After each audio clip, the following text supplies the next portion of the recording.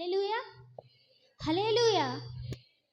Pastor గారికి నా వందనాలు, పాస్టర్ మామ్కి నా వందనాలు, కూడి వచ్చిన మీ అందరికీ నా వందనాలు. నేను చెప్పబోయేది ఏంటిదంటే యేసు ప్రభు సిలువలో పలికిన మొదటి మాట. లూకా సువార్త 23వ అధ్యాయం 33వ వచనం 34వ వచనం.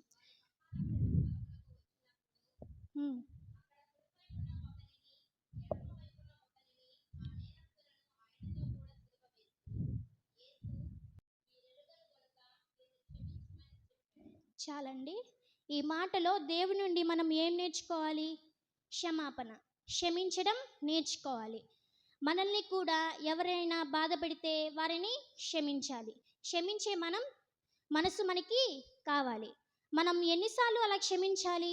ఒకసారి వాక్యంలో చూసినట్లయితే మత్తయి సువార్త 18వ అధ్యాయం 21వ వచనం 22వ వచనం.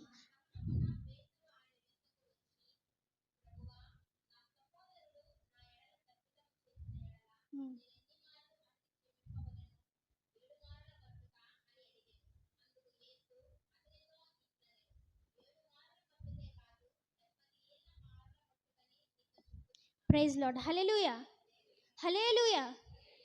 ఈ వాక్యంలో పేతురు 7 మార్లు మటికి మనల్ని క్షమిస్తాడు అని అడిగారు. ఎవరిని? ప్రభు అయిన యేసుని. అప్పుడు యేసు ఏమని చెప్పాడండి? 7 మార్లు మటికి కాదు, 70 సంవత్సరాలు క్షమించాలని చెప్పాడు కదా. దేవుడు మనకి ఇచ్చిన ఆయుష్ ఎంతండి? 70 or 80 years. సో కాబట్టి అందుకే దేవుడు మనల్ని 70 సంవత్సరాలు క్షమించాలని చెప్పాడు. దీనిని బట్టి మనం జీవించినంత కాలం, బ్రతికినంత కాలం క్షమాపణ కలిగి ఉండాలి. క్షమించే మనసు మనకి కావాలి.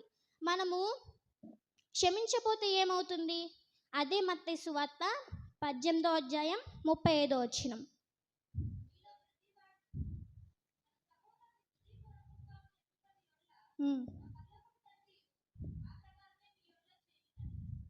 ఈ వాక్యంలో మనము ఇతరులను క్షమించకపోతే తండ్రి అయిన యేసు మనల్ని కూడా క్షమించాడు.